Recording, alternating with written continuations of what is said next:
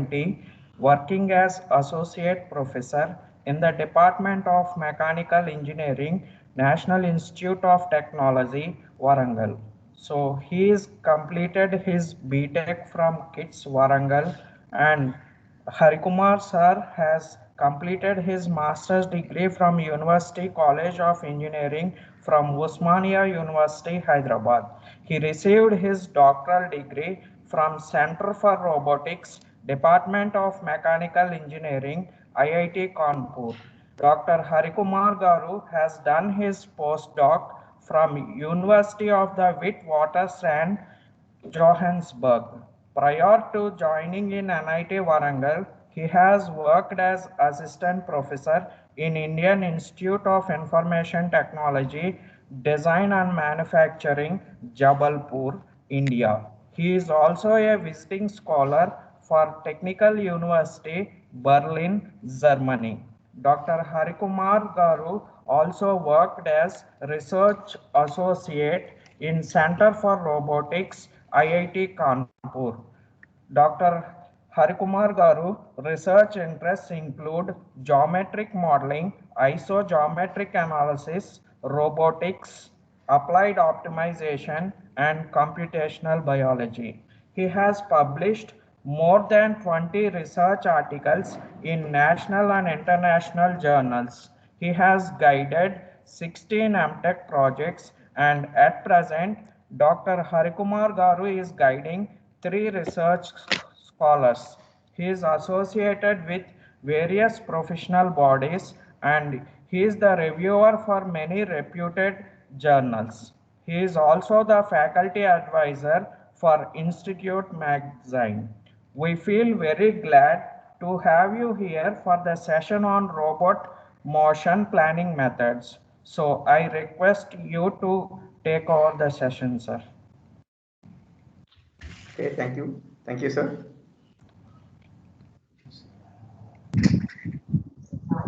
Sir, please share your screen, sir. Now.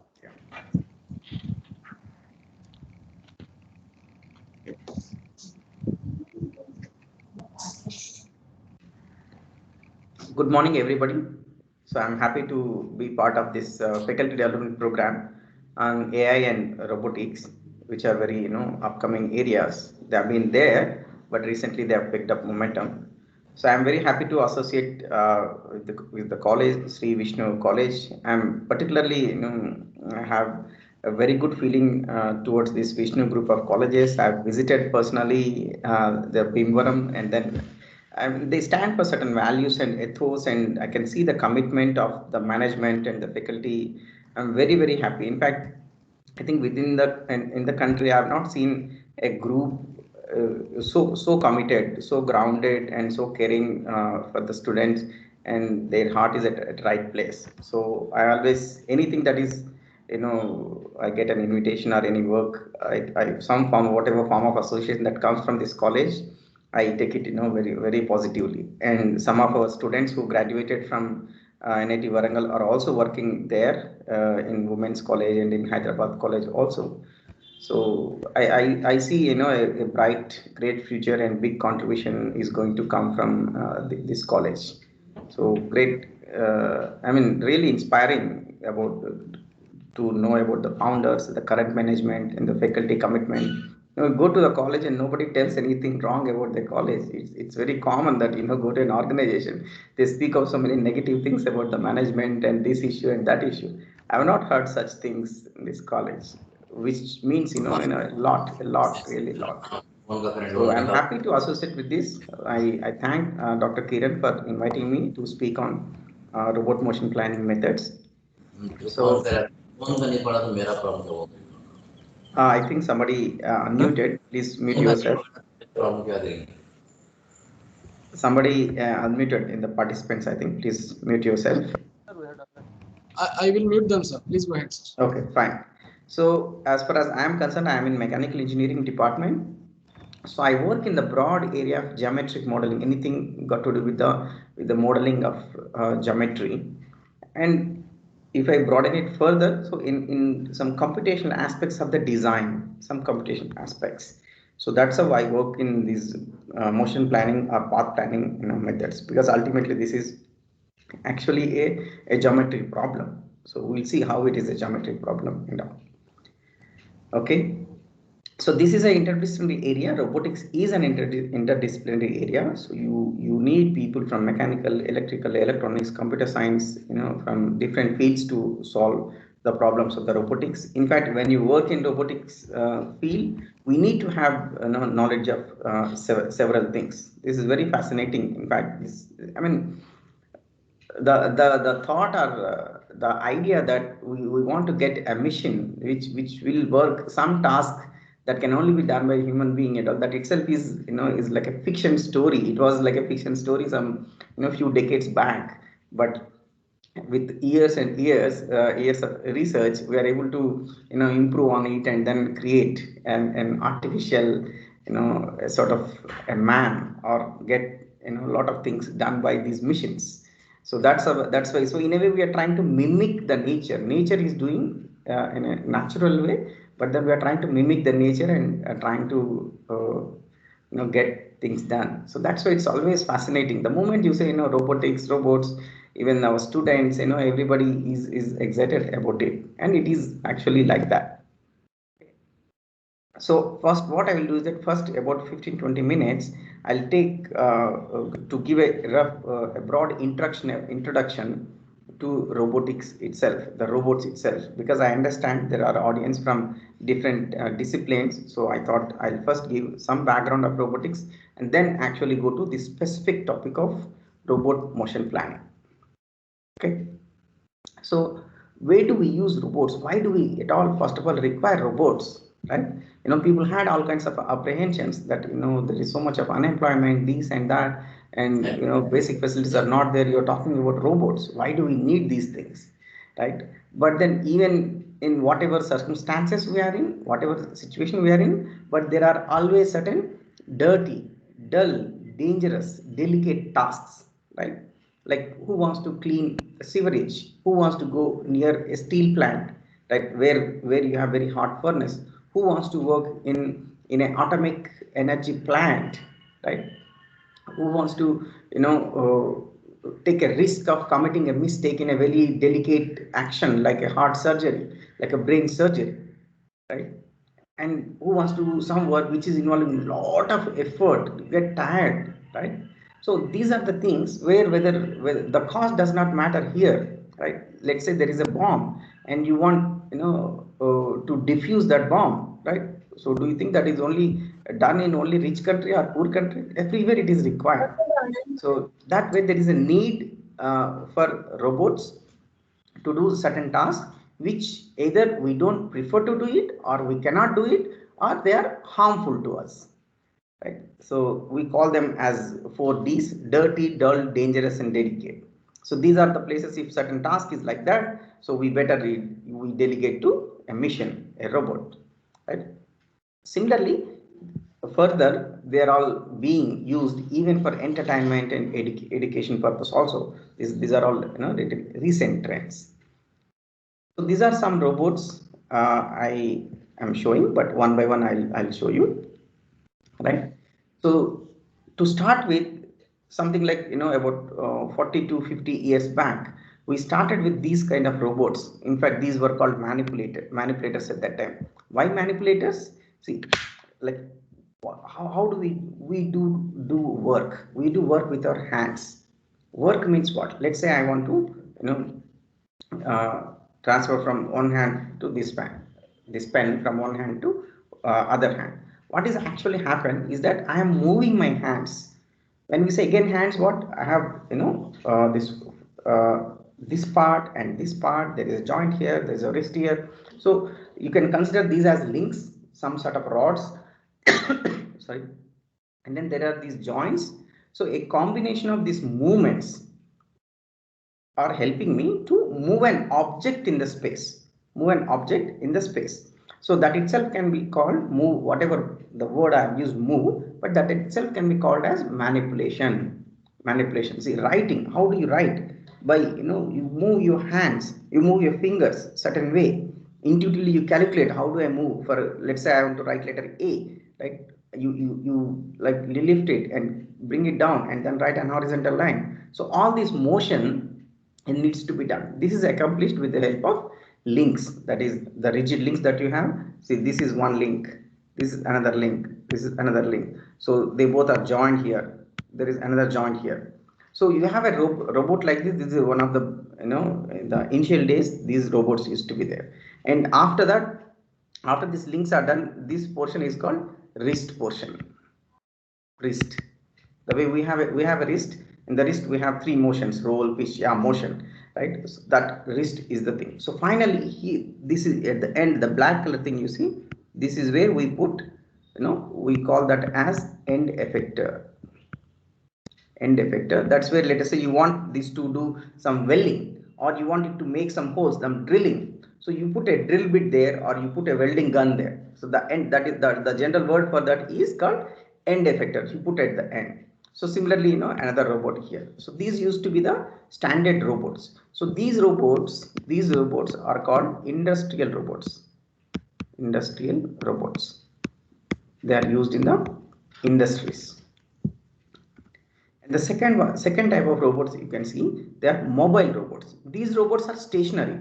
The industrial robots mostly are stationary. They just fixed base. They don't move with respect to the location, but then they move in the space, right? Whereas these robots are mobile robots. Again, the mobile robots can be two types. Either they have legged robots, or wheeled robots.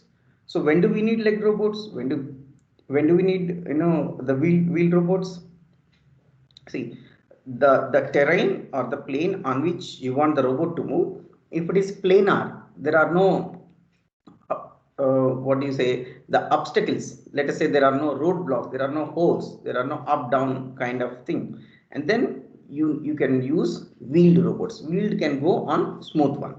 But whereas, let us say there is a breakage, you are walking, there are steps, there is a there is a drainage, there is some stone, so one has to step over it. So then you need legged robots. So these are another kind of robots. And then similarly, you may have robots which work under the water. Like if you are near the coast, in the navy, in many applications, so you have robots which work under the water. There are so many things that are there under the water, including your internet cables. So who has to install these, who has to inspect it, right? And then we get a lot of data from there. Somebody has to go with the camera under the sea and get it. So you have these under water vehicles. And then you have these UAVs, unmanned aerial vehicle, like drones and such things. They are in the space. Okay. And then where do we use them? Where do we use them? So wherever it's dangerous, there we have to use it. There is no other option. For example, so this is an application where certain cleaning operation is required in a nuclear power plant. You see, in a nuclear power plant, for example, within India, if you take under the Department of Atomic Energy, we have this IGCAR, Indira Gandhi Center for Atomic Research. So there we have a big robotics division. They cannot afford it. They need robots to work in the atomic energy plant. Okay, so these are very standard robots that are used in the industry, right? So these are repetitive jobs. Let us say every day in and day out, day in and day out. Let's say you have a power plant, not power plant. Let us say you have an automobile manufacturing factory where every day you are manufacturing hundreds of cars, right? So one of the jobs is to weld some metal sheets. Entire day it is welding only. So it is so repetitive. Anybody who does it will get bored and then will not feel like doing it. That is the precise task which we can delegate to robots. So these are typical industrial robots. You have one joint this way, another joint this way, and then another joint this way. So this is like our arm. You can consider this as shoulder, elbow, this as shoulder, and this as the wrist. Right, all rotary joints we have. This is one of the examples for industrial robots, and this robot does welding. So similarly, you have some menial task which you don't want to do it, some dirty task. So you can ask robot to do such tasks, right? So where do we use these robots? like if you go and look at the statistics that you have certain robotic manufacturing companies, you have Fanuc, you have KUKA, you have ABB. Now recently, in fact, under the Make in India initiative, you have Tata Motors making these robots. So now they are calling it as Tata TAL, Tata, I think, Advanced Manufacturing Lab or something, TAL Robotics. So they are the ones who make robots and sell. So if you see which sector is using maximum number of robots, it is the automobile sector. Again, within the automobile sector, what for they are using these robots? They use it for material handling. You see here, the material is moved, being picked up. You pick up one box and place it on the conveyor like that for material handling or material transfer. And then machine loading and uploading. Let's say you have a lathe machine. All of us do in the engineering workshops. You want to take a work piece and put it in the machine works on it. After it is done, you have to pick up that piece and put it somewhere else. That is loading, unloading, welding, spot welding, all. And another operation it is used heavily is painting, spray painting mostly. So after these cars or any such thing is made, one has to paint, right? One has to paint. So this painting process is not only repetitive, boring, but it leads to this harmful gases also. So nobody wants to face this kind of environment. If a human being has to do it, you have to go with a lot of protection. So that is one major application. So similarly, in the assembly of parts and the inspection of the parts are also they are used. And some more applications, this is not a large scale applications, but very important applications are in the space, right? Again, in the space, you cannot afford to have astronauts for longer and longer times, but you have to get many things done. So this is an example of space station. In the space, the robots are used for several purposes. Okay. Similarly, underwater and such applications. And some more applications you see where they can actually save lives is under rescue. Let's say some flight crash happens and then people are looking for help. You can have such thing. Let's say some bomb blast, then you need somebody to go and rescue them. But then if a force goes there, the human beings goes there, they also are in danger. This is another application where you often hear these kind of news in the TV and the media that some children fell into bore wells and all. So I mean, there are robotic solutions in this case, right? So whenever some earthquake happens, building crash happens, then also we have these rescue robots. And this is very fascinating application, these medical robots. Let's say there is some surgery to be done in a brain or heart, and then there are only few surgeons that can be that are available, right? Or a surgery is required at place X, but the doctor is available at place Y. So how do you solve this problem, right? So people used to call this as a telemedicine, remotely medicine. So can we get a robot doing a surgery of a patient, but the doctor is sitting somewhere else? So you have two robots. The doctor is playing actually doing surgery by looking at the screen on with the robot, but the same motion is transferred here. So that kind of thing is possible, and it is already being operational. It is done even in Hyderabad also. So that is a very fascinating application in medical robotics. And then the military also is a very big area of application.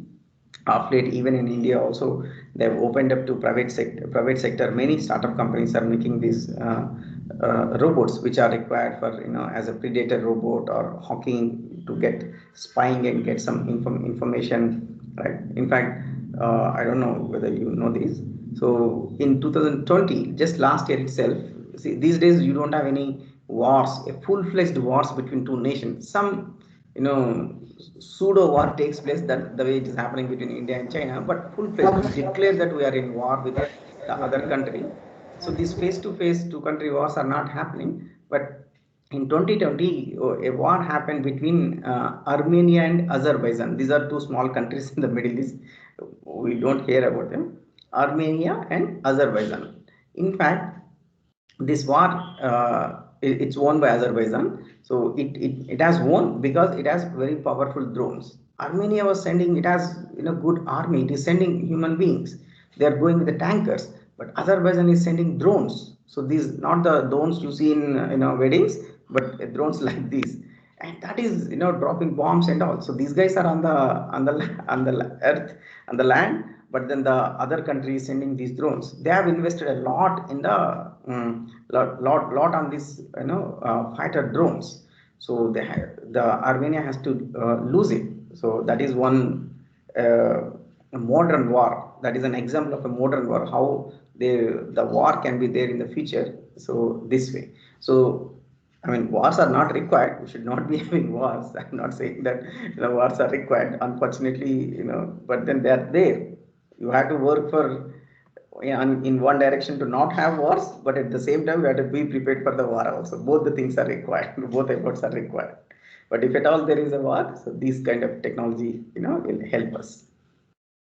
And further, now the robots are used even in entertainment. You can have some robots which are dancing, singing, and then the robots which help us even in home doing some routine tasks, right? So the future trends or even the latest technology, the current trend also is to use more and more artificial intelligence. See, all the applications what I mentioned so far are more like you have a machine, you have programmed it, it is doing it, but it's not capable of taking its own decisions. It's not many of the situations. It's not capable of handling some uncertainties. Something you program it, but something else has happened. Can it respond the way we respond? Right? Let's say now I'm giving the class and the suddenly connection goes, I know what to do, but then laptop itself does not know, I have to do it. So that way laptop is not intelligent, it is not smart.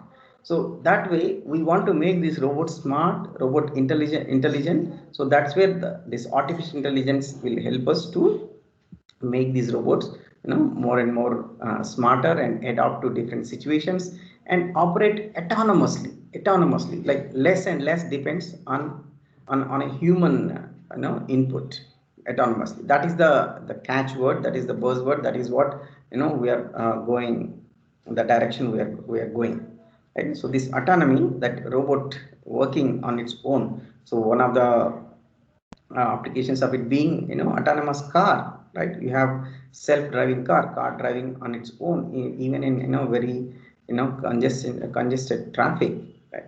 Similarly, we want the robots to work in industry, in many other environments in an autonomous manner. So there, apart from the hardware challenge, there is a lot of software or the computer science that artificial intelligence challenge, right? And a lot of fields have to come together. Image processing required, video processing is required, sensors are required, a lot of artificial intelligence technology is required. All that put together will be a single autonomous vehicle. Okay, so these are some recent ones. The Sony company invests quite a bit in robotics. So they came up with this robot called Asimo, ASIMO. So the Asimo, ASIMOV. Asimo is the name of the writer who writes fiction.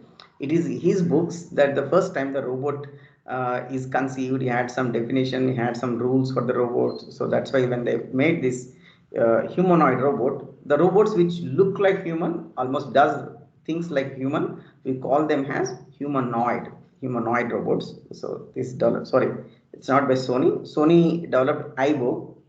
I'll show you this one. This one is Sony, the dog like robot. I confused. So this is by Honda. Honda has developed this humanoid robot in Japan. That's the introduction part. I took about I think 20-25 minutes to do this introduction. Okay. So now let us come to the main part, or the topic of the day, about the motion planning. So what is motion planning? Motion planning is very simple. See, if you want to go from, let's say, Warangal to Hyderabad, let's say Hyderabad to Delhi, so you plan, right, certain way. Let's say you're going by car, you immediately check the map, it is giving you a path. We call that as a route. So similarly, the problem in the robots, right? Similar is the situation here. So Google Map is giving you the solution because all the roads are already known. but then let's say the roads are not known, right? You only have the satellite images, right? Then you have to find out where the road is and then do it. So that is the kind of problem we are looking at. So determine, where to go and how to go is the problem in motion planning. So you have a space in which you have to plan your motion. So what will be there in that space, right? There will be two kinds of, there will be some obstacles on which you cannot go through, right? You cannot collide with the obstacles, right? Let's say you are walking, there is a building, you cannot go through the building, so that is an obstacle for us. There is a road which is a free space, you can walk there, right? So these obstacles are the objects with already occupied spaces, right? In other words, robots can't go there. Whereas the free space is not occupied space within the world. When you say world, the space in which it can operate, right? Robot might be able to go there. So you have an obstacle, you have a free space. Again, the same thing I am trying to explain using a picture. Let us say this is the world. So this entire box you see is the world, blue color thing, right? And then let's say this triangle is one obstacle, one. So this this entire thing is the second obstacle. These are the two obstacles. And then let's say you have a robot, let's say some mobile robot, circular in shape, which can move along x-axis, can move along y-axis. So this entire blue color thing is free space. This is robot, and this is obstacle 1, this is obstacle 2. Okay, now the motion planning problem will be like this.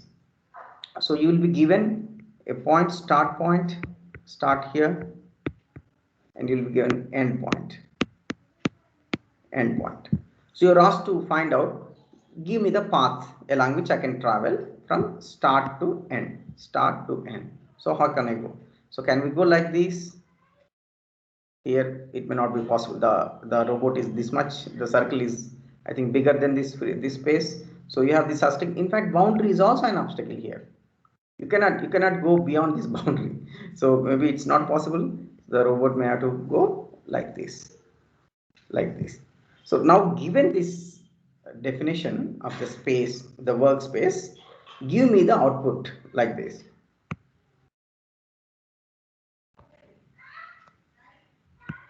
Just a minute, I'm trying to change the color.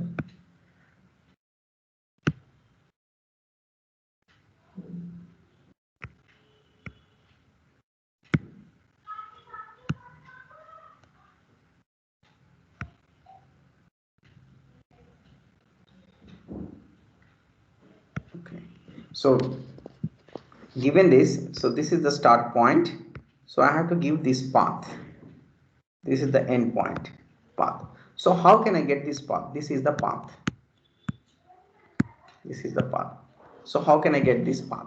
So what method I have to develop to this? So that is the crux of the research of motion planning. That is the crux of the problem. This is what we have to do. Okay, to formally give you a definition, what is motion planning? To change the color again.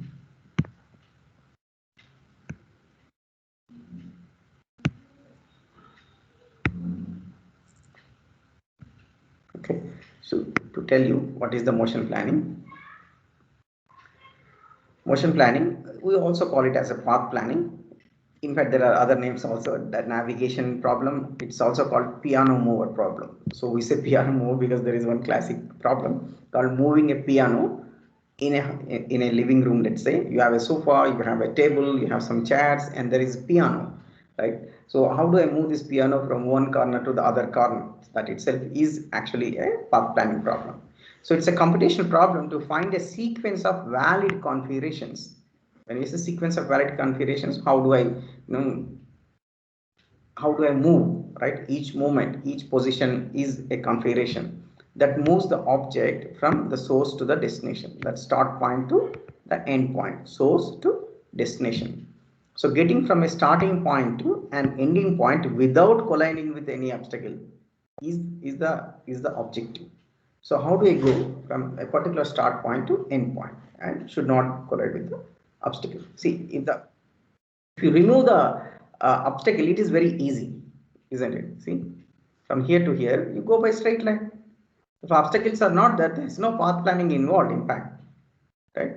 Because the shortest path is always a straight line. You just go from this point to that point if there are no obstacles, right? It is the presence of obstacles which makes the problem complex. Okay, the same thing I'm trying to explain it in a graphical form, right? So let's say you have a robot like this, like this is the link, and this about this it can rotate. This is about this axis it can rotate. Again, another rotation is possible about vertical axis, another rotation about this axis, another rotation about this axis, right? So again, here also we have one time. So we have 1, 2, 3, 4, 5, right? And the 6 is the end effector. Okay, so the job given is to pick something here, right? Place it here. Okay, then what is the path? So let's say I have to move my hand, like I have to pick something from this and place it there. So I'm picking it and placing it here. But in the process, you see how many joints I moved. I moved my shoulder, I moved my elbow, I moved my wrist, right? And I intuitively, using my neural network, the brain actually calculated what should be my movements. Just I looked at it where it is, and immediately my hand went there. I placed it here. But computer cannot do it. You have to come up with an algorithm for this. That's what is motion planning. So this is motion planning for a serial robot. We call it a serial robot because links are connected. One is connected to other like this. So robot is fixed here, right? And it is moving here. So we call it a serial robot because one link is connected to another link connected to another link. Like in a serial manner they are connected. We call that as a serial robot. But let's say if it is a mobile robot, here the base is fixed. This is fixed. It cannot move. This base cannot move. Only these joints can move. But whereas you can have a robot where it can move, right? Like a what do you call like a toy, like a remote car, right? Like a remote car, with a remote it can be moved in the space, isn't it? So like that, the remote car that children play, I'm talking about that. So you have a robot. So this is your start point or the source, and this is your destination. So how do I go from here to here? And these are obstacles. These are like rooms, your room. Let us say that is your some bedroom. This is some kitchen. This is hall. Okay, you want the robot to move from one place to other place. Let us say this is some vacuum cleaning robot. Okay, you want it to move. It goes here. So there is a free space between these two obstacles. Maybe that is a door or entrance. Goes here, and then goes this way. And again there is a free space here, goes this way and enters, right? So this is a feasible path. If you ask me whether this is the best path, may not be. Again, you have to define what is best, right? From which point of you're talking, saying best. But this is the robot motion planning problem which we have to solve. Okay, so again, just to show you another example, let's say you have space like this. You have obstacle 1, obstacle 2, obstacle 3, and that is your source, that is the destination. Find the path, right?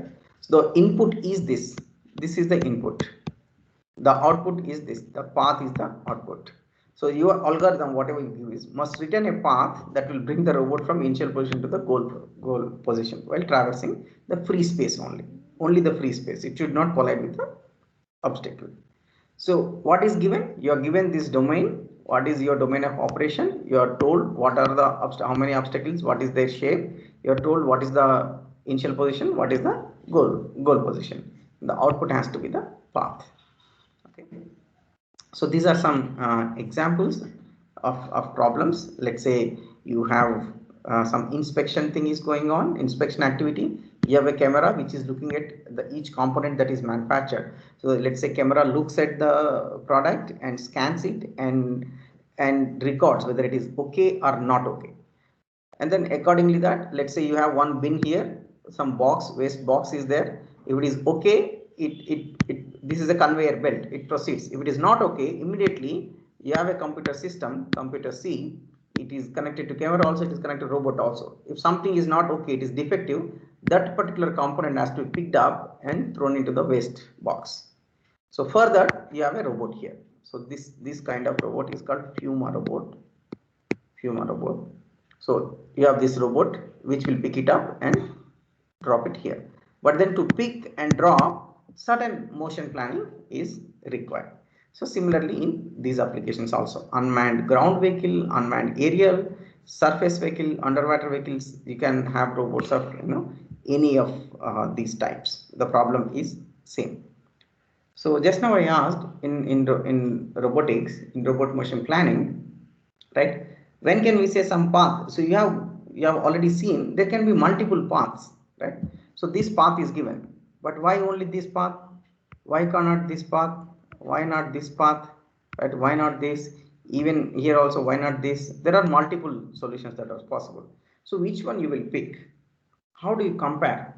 Right? What is the notion of this this best? So the question I'm posing is, what is a good path? Right? Again, it depends on the situation. It depends on the priority requirement. Right? So one way to say is that a path with shorter length then will take a lesser time. So that is the best path. Right? The path involving in some paths to move, I may have to do a lot more torque, lot more force is required to travel along it. So the expense, and in some paths maybe we are moving very close to the obstacles, so you don't want to be that close to the obstacles. There can be some uncertainties, we may in fact collide with the obstacle. So prefer a path which is as much away from the obstacles as possible. So these are the different ways of of uh, measuring the path, how good is the path, and it is up to us what basis we use. And we may use even multiple bases, multiple criteria, right? Then we have to do something called multi-objective or multi-criterion optimization, right? So as far as applications is concerned, as I already mentioned, there are applications of motion planning in medical applications, autonomous vehicle, navigation, automation, robotic surgery, digital characters, video games, whatever animation, movies we see in TV and in movies. So there is a lot of motion planning involved in that also. You have these characters changing shapes and moving. So a lot of motion planning is involved, right? So this is a small classification of the problem, the robotic motion planning problem. So it can be classified in 4 ways. It's like this. So one is environment, the works, we also call it as workspace. So do you know the workspace completely or partially? That is one thing first. Do you know your workspace completely or partially? Okay. And second, are the obstacles static or dynamic? When we say static, they don't move in the space. The obstacle is already, location is fixed. In the dynamic, they are not fixed. See, for example, the traffic, if you say traffic, right, we know partially, right? We know the roads, but we don't know how will be the position of the different obstacles. So certainly traffic has dynamic obstacles. So partially known dynamic obstacle, that will be case 4. That's very complex problem.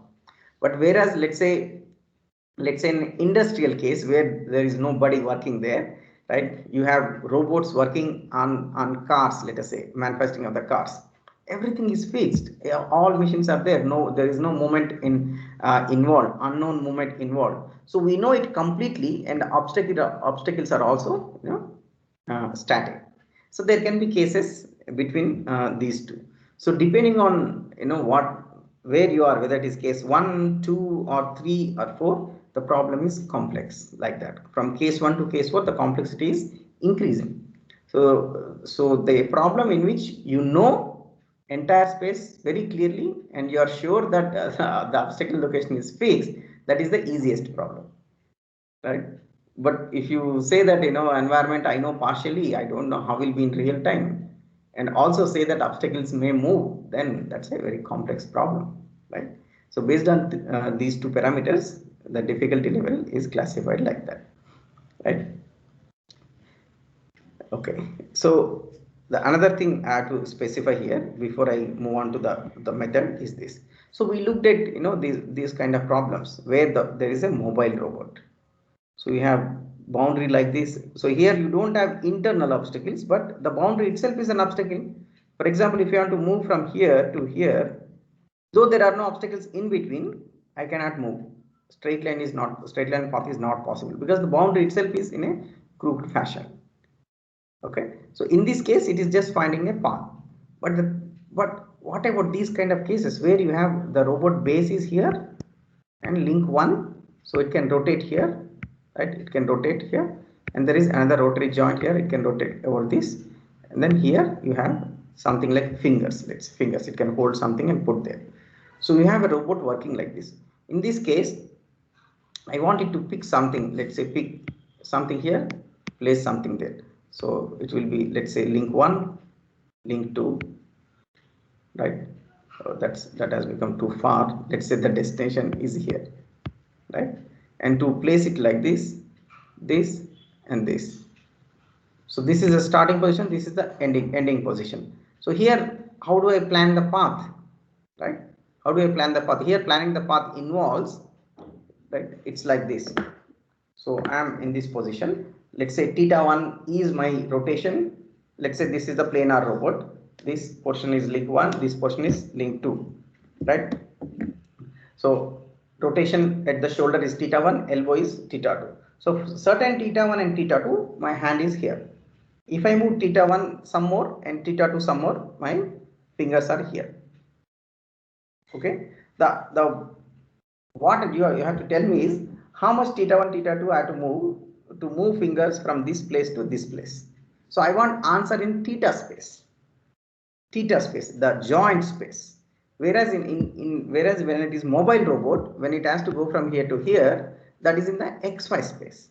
So there is a concept called converting this XY space to the joint space. So that's called C space concept. So the idea there is this. Okay, I'll explain the idea here. So idea is this, right? So we have robot here with respect to horizontal θ1, with respect to link 1, this is L1 link 1, L2 link 2, and you have fingers here. This is θ2. So this is XY space. XY space. So workspace. Now I am calling about another space called C space. C space. There the axis is θ1, θ2. Okay, and θ1, θ2 limits are depending on how much rotation allowed at joint 1, how much rotation allowed joint 2. Let us say full rotation is allowed. Practically that is never the case, but then let us say 0 to 2 pi. Okay, now for certain θ1 link will be somewhere, for certain θ2 the second link will be somewhere. So together θ1 and θ2 together is called a configuration, because if you specify some value for θ1, some value for θ2, the robot will be at some location. So if you specify this theta vector, we call that as a configuration, right? So let us say this is some 10 degrees, so this is some 30 degrees. So 10 here, 30 here. Accordingly, I put a dot. So a point in the C space, represents a configuration of the robot. So actual task is to move from here. This is S, source, let us say destination D. Source can be represented by some x coordinate, y coordinate, x1, y1, let us say.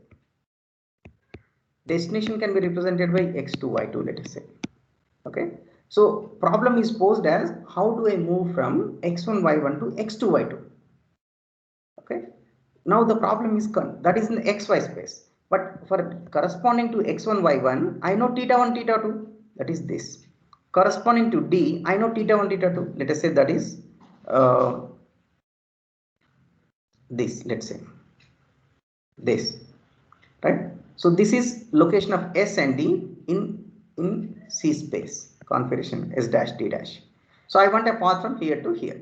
So I can just join them and see. Right?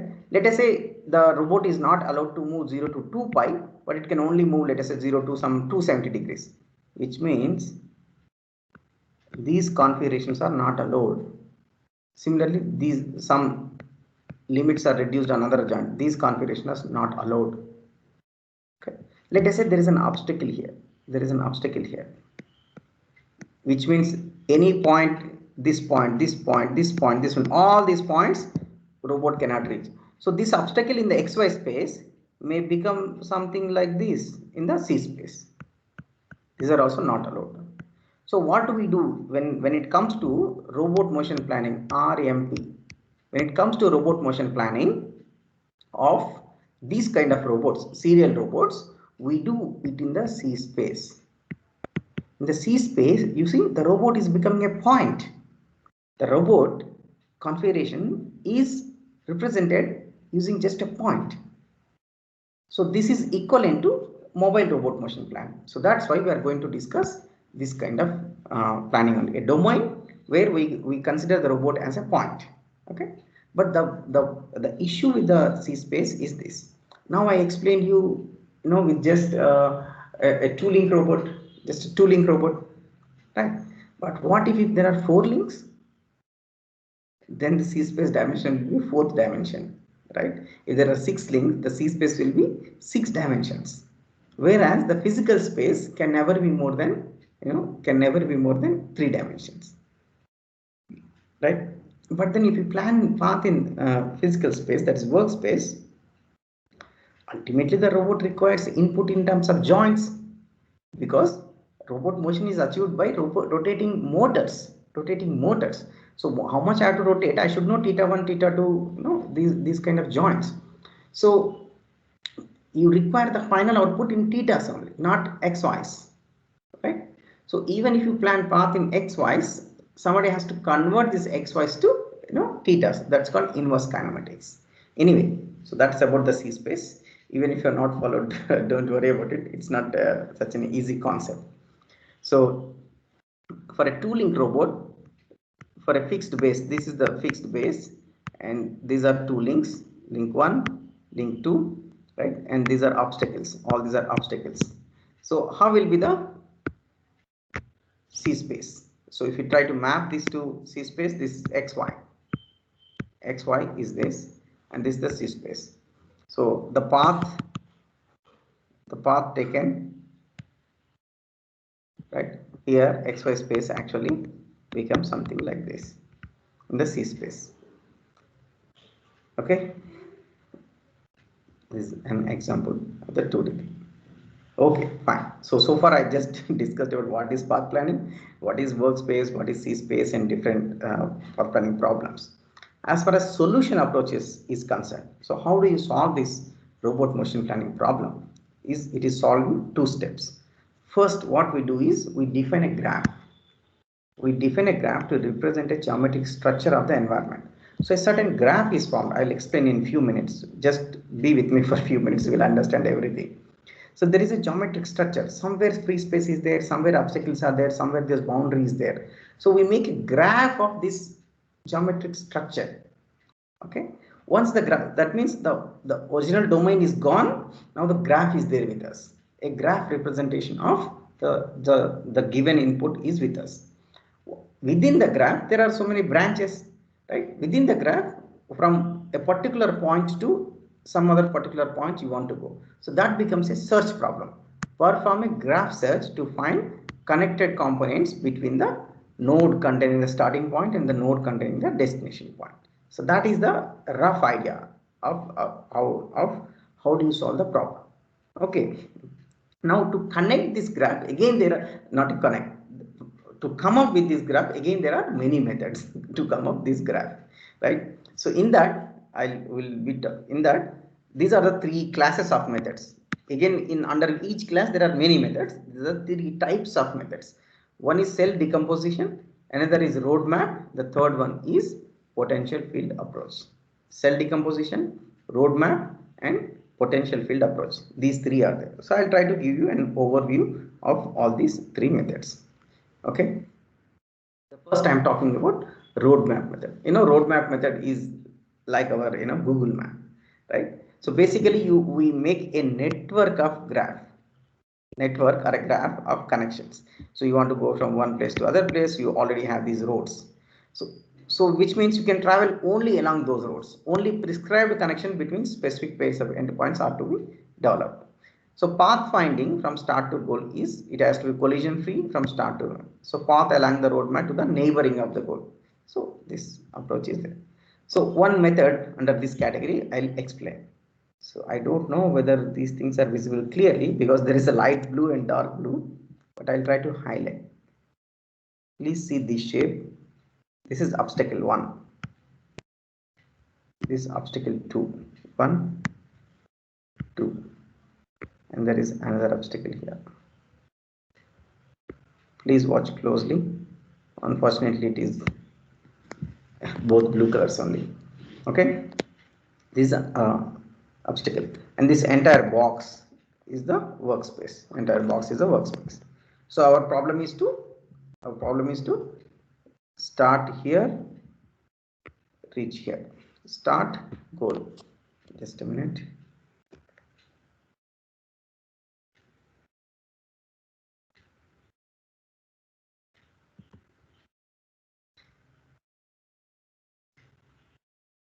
Okay. Is everything okay? Am I audible? Hello? Yes, sir, you are audible. Yeah, I just wanted to check, sometimes we complete the class without even other listening or not. Okay.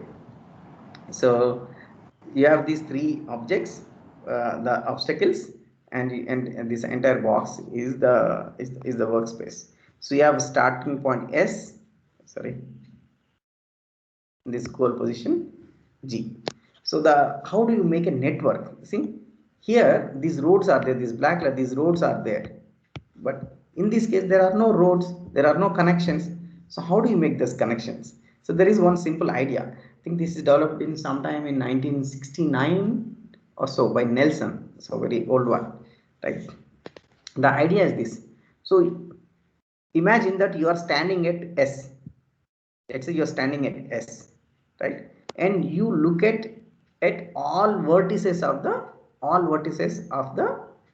objects, obstacles, right? So from here, what all are vertices visible? So there are 3 vertices in obstacle 1, 4 vertices for obstacle, vertex means corners, 4 vertices in obstacle 2, 1, 2, 3, 4, 5, 6, 6 vertices from the on obstacle 3, for the obstacle 3. So from the start point, you connect to every vertex that is visible to you. Every vertex that is visible to you. That's why this is called visibility graph. If it's not visible, you don't connect. So this is visible, right? That's visible, this is visible, this and this. Remaining vertices are not visible. Similarly, from the goal position also you connect. This is this. Okay, and you can connect to the vertex of these also. This is also obstacle because the beyond boundary you cannot go. These are all connected. Okay, and you continue this further from another place from here. Now you are done with here. So now you come to a vertex of an obstacle, because this process we have to repeat from every vertex of the obstacle from here. So starting here, what are all visible, right? So this is visible, this is visible, this is visible, this is visible, this is visible, right? And this, remaining are not visible, okay. Next, again come here, again what are all visible? This, right? This visible, this is visible, right? This one is visible, this is not visible, right? Like that. So you continue like that from here. Again the obstacle, the vertex 3 of the first obstacle, again from here, this is visible, right? This is also visible, this, okay, this is not visible, okay. So like that you continue, right? So you continue till no further connections are left out. For example, if you come here, by this time you come here, probably all the connections are already made. From here to here, it's already made. From here to here, made. Here to here, made. So we continue this process of connecting the visible vertices till you cannot move further until you are done. So this is done. Okay. Now after you are done, now this all this workspace is gone. What is left are only these connections. So this graph. Keep that. So only this graph is there. So all these lines can be kept now, and these are gone. So these are gone. Maybe I have a better slide. Let me just see.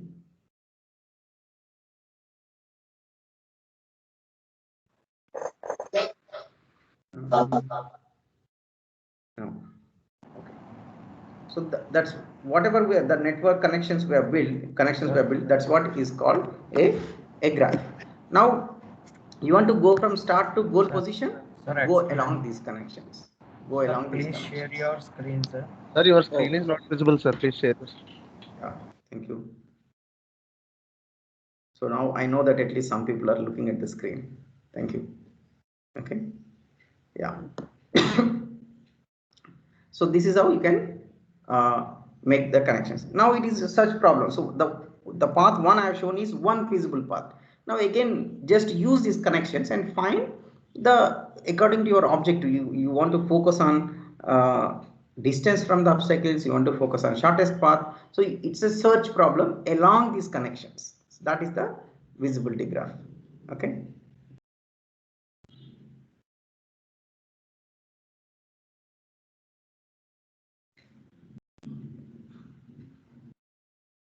Now another approach. Now this is second cell decomposition approach.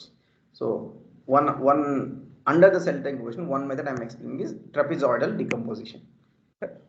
So what we do is that, let's say again this is the space and you have all these obstacles. 1, 2, 3, 4, 5. You have 5 obstacles. So what we do here is that we simply draw a vertical line from each vertex until you hit an obstacle. You have a here vertex, you draw this. Your vertex here, draw this. Right? Your vertex here, you draw this. Your vertex here, draw this also, this also. Right? Vertex, draw. Vertex, draw. So from every vertex, you just draw a vertical line till you hit an obstacle. Remember that entire boundary is also an obstacle. So this entire boundary is actually an obstacle because beyond that you cannot go. That is obstructing you. Okay. So this reduces the world to a union of trapezoid shaped cells, isn't it? See, this is one. The shape of it is this. This is 2. The shape of this is this. So in a way, we decompose the space, the free space, into these trapezoidal shapes. You see, it is such a simple idea. You see. See, we just divided this, right? This small portion and this. So we just divided this into cells. So that's why we call this method as cell decomposition. We decomposed the space into cells. Okay. Now what we do is that we build a graph now. How? It's an abstract representation of the world. So this is cell 1, 2, 3. So 1 to 2, you make a connection, right? Because you can travel from 1 to 2. 1 to 3, you can travel. So that's one connection. 3 to, depending on how do you number. 4, 5, 6. So you make a connection here, make a connection here. So after you make these connections, now that is gone. The original space is gone. What you are left with is this one, right? So this is what is meant by original geometric structure is there. Original geometric structure or the space was there, geometry, and that you converted to a graph. You see, to a graph. In visibility graph method, we just look from each vertex which other vertices are visible and make connections. From there we generated a graph.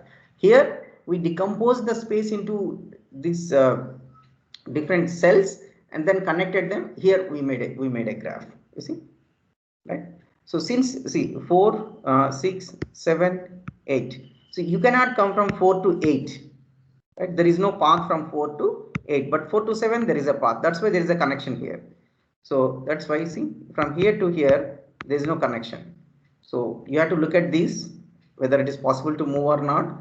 Accordingly you make a connection. So from 6 to 8 the neighboring cells I'm talking about. Here, from here you can go here, here you can go, from here to here you can go, because this is the entire cell. You can go like this, so that's why you make a connection from here to here. Okay, so like that, so you make a graph. Now once this graph is here, so whatever starting point to end point, let us say this is your starting point, this is your goal point. So within an adjacency graph, a path from start to goal can be found by simply traversing. So you can just go like this and reach here. If you want something else, you find it. So finding a shortest path along a graph, again you have algorithms like Dijkstra algorithm and many such algorithms are there. Okay, so you go from here to here like this, you see, right? So there is another method also, how this is useful, right? Moving, as I said, like we are moving from one trapezoid to other. So here, this each node represents entire box, that a cell it represents. Now the source may be just a point in that cell, right? So we are not talking about a single point in the cell. This kind of method actually useful in very nice applications out there. How this is useful, I'll tell you how this is useful, right? These trapezoids can easily be converted into simple back and forth sweeping motions. If we cover all trapezoids, we effectively cover the entire reachable world. So I'll tell you one simple application. I have a method here. So there is something called coverage path planning. Coverage path plan. So imagine like this, right? Imagine that there is a room like this, and imagine that this is a vacuum cleaner. This is a vacuum cleaner. So what is vacuum cleaner expected to do? It is expected to cover this entire room, not just move from one place to other place. Here path planning definition is different here. It has to move such a way that it entire region is covered, entire area is covered, or entire volume is covered. So probably some of you have seen in railway station platform, right? So now these days we have these machines, the vacuum cleaning machines, which are manually driven, but such machines actually can be automated also. So but this machine is expected to sweep, clean, right, mop the entire floor. So the path planning is such a way to cover the entire space. Similarly, let us say you want a robot to paint a wall, and that is expected to cover the entire area. So this is where these trapezoidal kind of methods are useful. So formally, the definition of CPP, coverage path planning, is this task of determining a path that passes over all points of an area or volume of interest, while avoiding obstacles, of course. Here also the obstacles will be there. So when it is painting, let us say in between the wall, right, there is a door.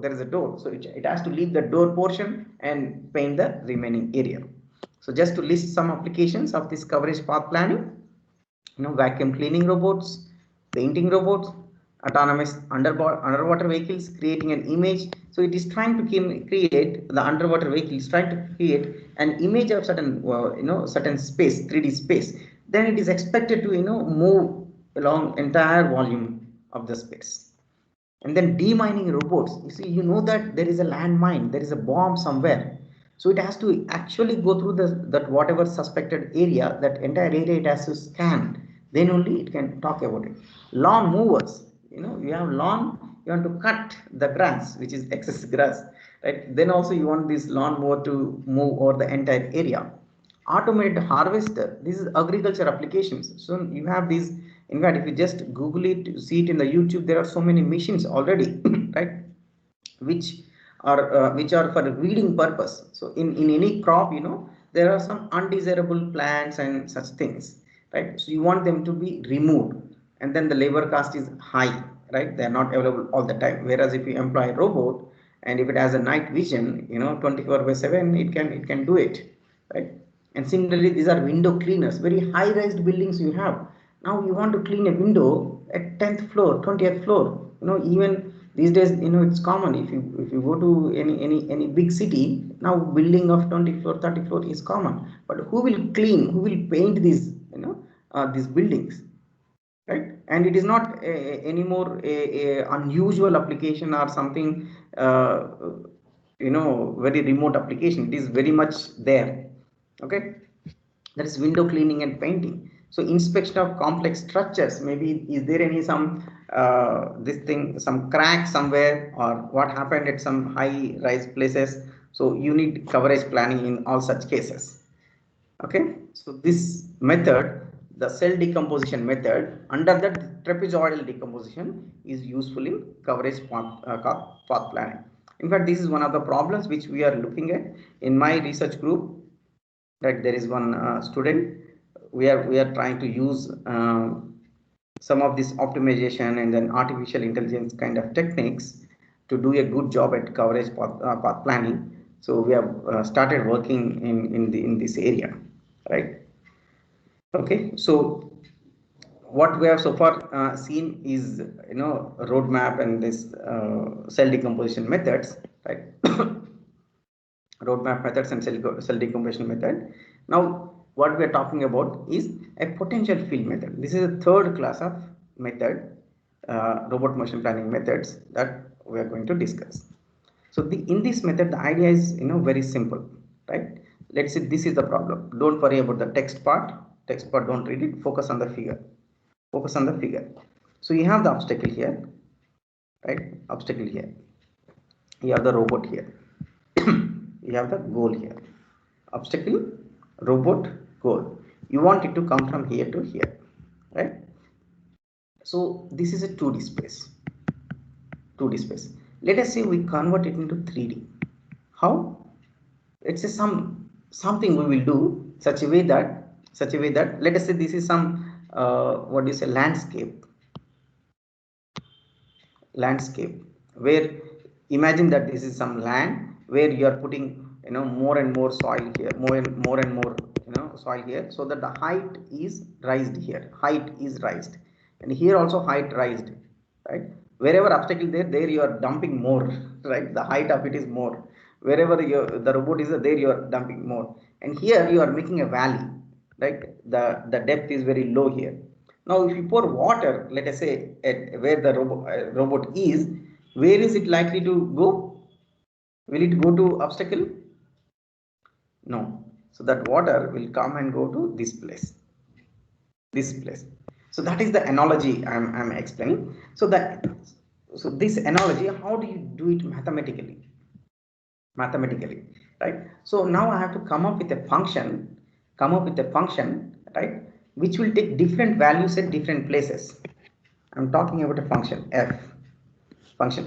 It will have different values at different places, all these places at any given point of x comma y. It will have different value. So that function has to define such a way that the function value is very high here, very high at the starting point, very high at the obstacle points.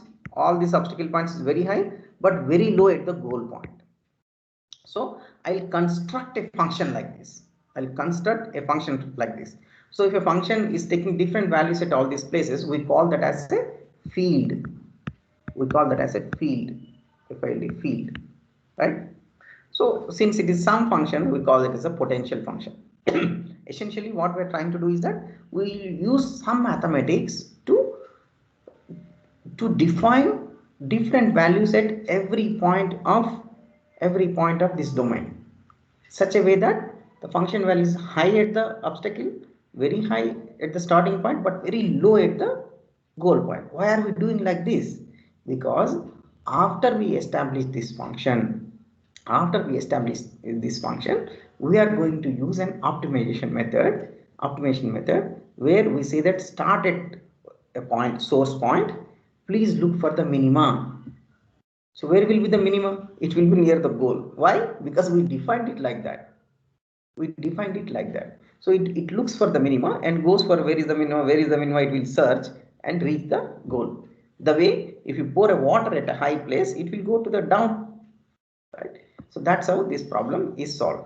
So again, I'll read it for you. So potential field method incrementally explores searching for a path from Q init, that is initial point to final point. At termination, this planner returns a single path. So potential field path planning creates a field. A field is created, right? Or a gradient. Gradient means some change you create across the robot map, this entire space. that directs the robot to the goal position. So this map is the one which will direct. A gradient is created.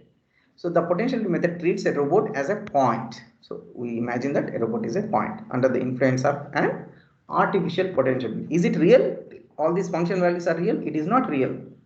It is some potential function. It is artificial potential function.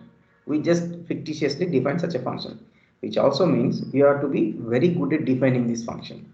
If you don't define this function properly, robot will get stuck somewhere, right? So same thing, I try to explain it in the figure. Let's say you are defining some function using some mathematics, you define like that. So that function taking a value like this here, at this xy value it is like. So some other xy value, it is this, see, from the base, this much. Wherever obstacles are there, the function value is very high, you see, very high. Now imagine you are dropping a ball here. Where will it go? It will likely to drop and come here, isn't it? Now if you use very simple methods called steepest descent, let us say, very simple classic optimization method, steepest descent method, and you give this as a starting point, it will reach here automatically, provided this field is established. Okay, that is the potential field method. The same thing in the whatever you are seeing in the 3D, if you get something called, we call this as a quiver plot, quiver. In fact, in MATLAB, you have this function called quiver, where the direction, the vector quantity of this potential field is shown. See, you look at the or in which direction it is flowing. At the obstacle, the function value is going up, So you try to come here. Imagine that there is some water is coming out from this. Let us imagine some water is there, and water is flowing in all this direction out. Now if you just drop some ball here, what will happen? It will get pushed away, it will get pushed away. So it is repulsive. So nobody can come near this obstacle. Whereas in the goal here, there is a sink. You have a sink hole in the wash basin, right? Sink. So anything that comes, a ball comes here, gets pulled, right? So this arrangement we make by artificial potential field. So how should be this field? Wherever you don't want the robot to go, where you do not want robot to go, near obstacles you don't want to go, near obstacles. So there repulsive potential has to be there. Where you want robot to go, goal position, there the attractive potential has to be there. So we have to make such an arrangement. Okay, so how do you make all that? I'm not getting into the mathematics of it. It can be made. It's not that difficult at all. If you just read some papers, you understand. Okay, further, there is some issues with this this problem, right? So whenever you have symmetric obstacles, right, so it tries to go here. This is also repulsive, this is also repulsive. It is pushing here, is pushing here. Imagine physically, let us say you have a pipe, on roadside, you have so many water coming out, right? So water is coming out like this, water is coming out, coming out like this, here also water is coming out like this. Now there is something wall here, this guy is pushing this way, that guy is also pushing this way, so it doesn't know where to go, so it gets stuck. So it moves this way and it's pushing this way, so it gets stuck. That is called local minimum problem. So similarly, this is also obstacle, right? So it is pushing this way, this guy is also pushing this way. Let us say robot comes, the goal is here, so the source is here, the potential field is very high here. So robot, either it can move this way or this way. By chance, let us say it has moved this way this way, and it came and got stuck here.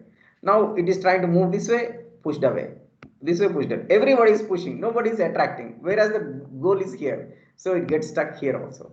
So this is called local minimum problem, and you have to be very smart and come up with some new ideas to overcome this problem. Okay, so these are the overview of the methods. Let me go back.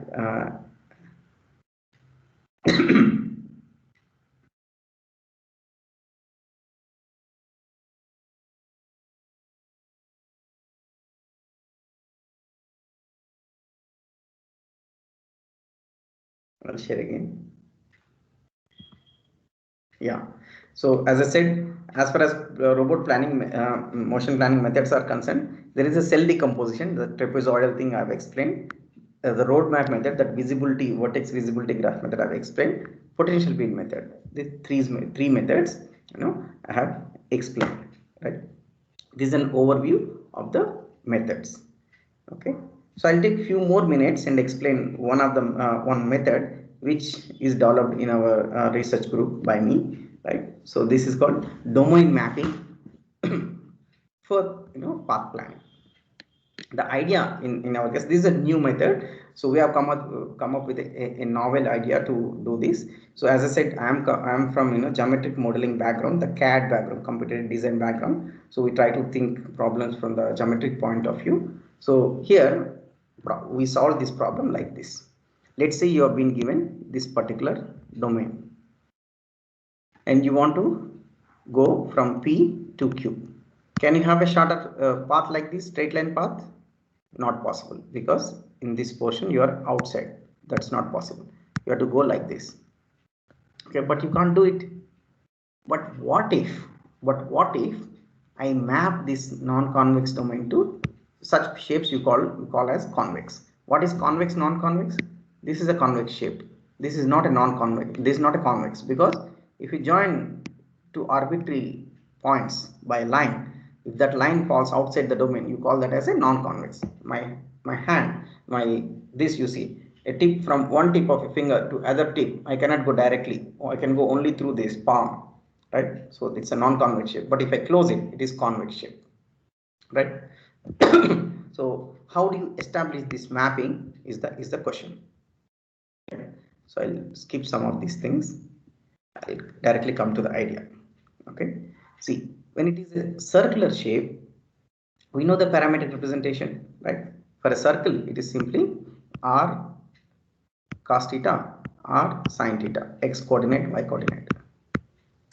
Okay, for a circle, right? You can just join it. So a point can be represented by a radius r and that angle theta. Okay. Now the question is, why can't we have such a representation for a non-circular shape, for some arbitrary shape? Can we have it? Right. Let's say this is the center. Can I just have a line like this? I can't have it, because this with this line it is connecting a boundary point here, boundary point here, boundary point here. So I cannot have like this. So how do I develop a generalized representation of similar to this? So if I can represent this circle in this way, that is called parametric representation. Parametric. Why parametric? Because x coordinate, y coordinate are expressed in terms of a parameter theta. Theta is a parameter here. Similar kind of representation I want it for the arbitrary shape. Why? I'll tell you. Hold on for 2 minutes. Right? We can work it out, and we worked it out, and we published this paper also. This is the center. Now instead of these straight radial lines, what I have are curves. You see, these curves from center to boundary. So for this point, again a curve like this. For another point, again a curve like this. For this point, curve like this. Instead of these straight lines, I have these curves. Now instead of these concentric circles, I have these contours. You see, this is one contour. All these red color things, you see, contours. This boundary itself is another contour like this. What is the property here? These radial lines and concentric circles are cutting orthogonally.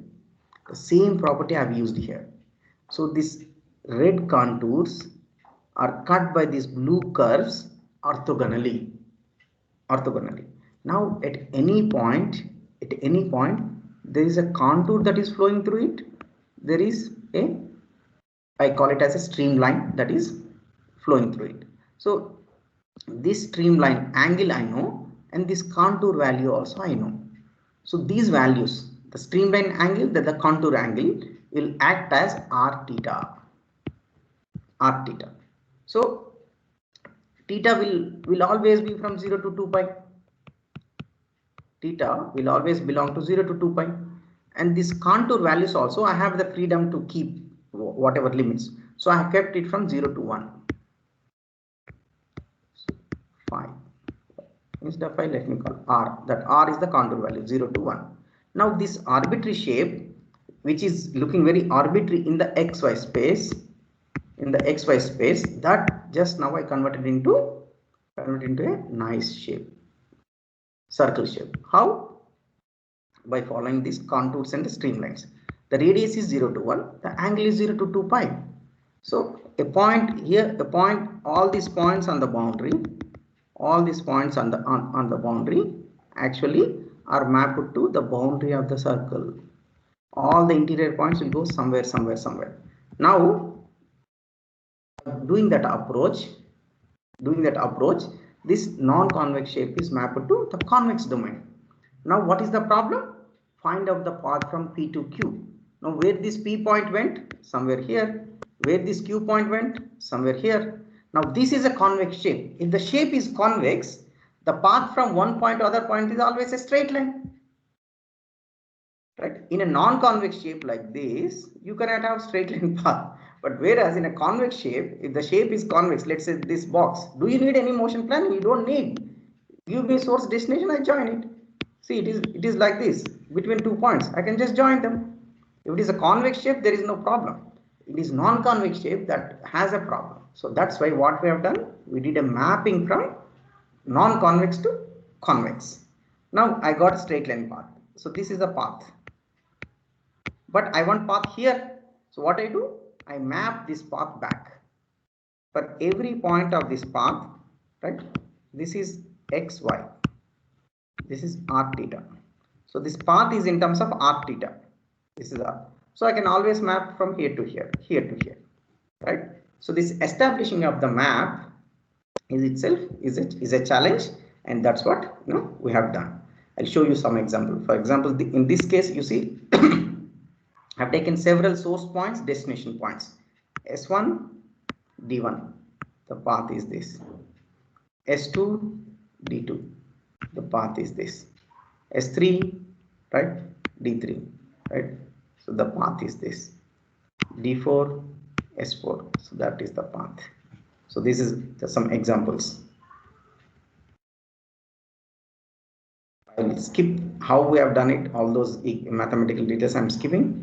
I'll just show you some results. So this case is very complex case. In fact, India map very complex because this Eastern India region is so narrow. It's very difficult to maintain this orthogonality property and all and still get the path. This mapping is very difficult. So we have done this map. Which means this entire India boundary is mapped to a circle. Now within India, I'm taking different points. From Jammu Kashmir to Tamil Nadu, right? From UP to Tamil Nadu to Gujarat to these connections, right?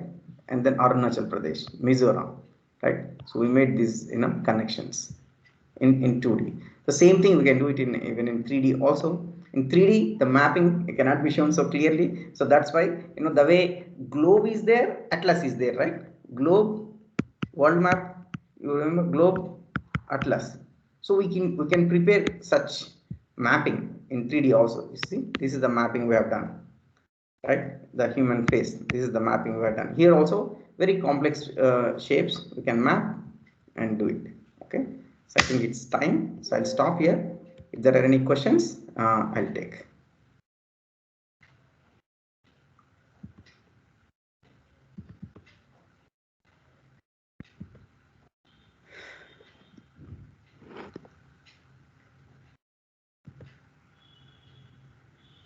Yeah. Any questions? Any comments? Anything? So, participants, please unmute your mic and ask the questions.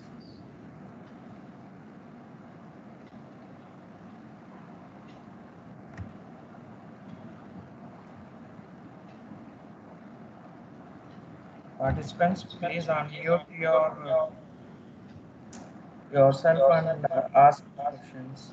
Yeah, if you have any questions, I think you can unmute and ask. If there are any comments or anything, let's say you want to share something you are working on in robotics or anything, I mean, that you are free to interact.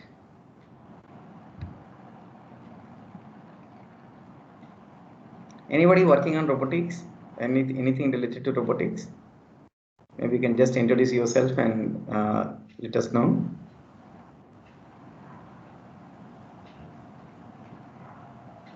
Yeah, looks like people are not in robotics anyway. Yeah, that I was guessing. That's why I had some time spent on introducing the field itself. Yeah.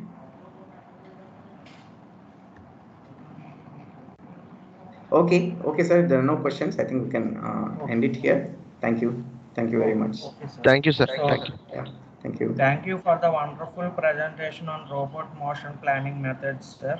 So the key takeaways from your sessions are nothing but the first method is cell decomposition method, roadmap method, domain mapping, and the potential field method. So these are the four methods which has been learned from you, sir. And we have learned that what are the types of robots and industrial applications of robots and medical robots. So thank you very much, sir. We are very happy to be here for the FDP, sir. Thank you, sir. Thank you. Thank you. So, if possible, can you please share the recording with me? Please, can you send by email? Sure, sir. Sure, sir. We'll share the Sure, recording sir. with you. Sure. Okay. Thank you. Thank you. We'll upload it in the So, YouTube. Then we will share the link to you. Thank you. Thank you. Bye. Thank you. thank you, sir. Thank you. So it is the end of the session. So participants, the next session will start at 12 noon on robotics and AI solutions for COVID-19. Thank you. So now we will be ending the session.